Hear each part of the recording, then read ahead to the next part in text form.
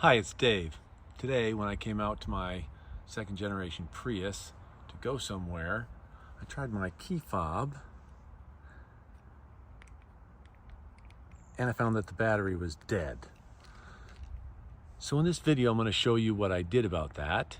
So make sure you like and subscribe and hit the bell icon so you can be notified when I upload new content. Okay, the first problem I had was I needed to get into the car. So when you look at your key fob, you'll notice there's a little button here with an arrow. If you push that button in the direction of the arrow, you can pull out a mechanical key.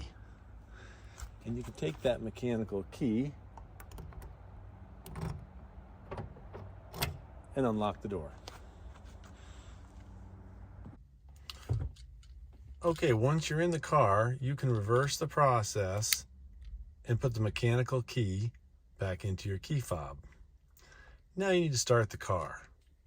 Even though the key fob is totally dead, battery's completely dead, you can still start the car if you insert the key fob into this slot behind the steering wheel. Push it in all the way until it clicks. Put your foot on the brake and push the button just like you normally do,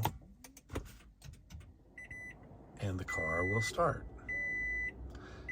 Now, you can operate the car this way indefinitely, but the best thing to do is to change the battery so the key fob will operate properly. And if you watch my next video, I'll show you how to do that.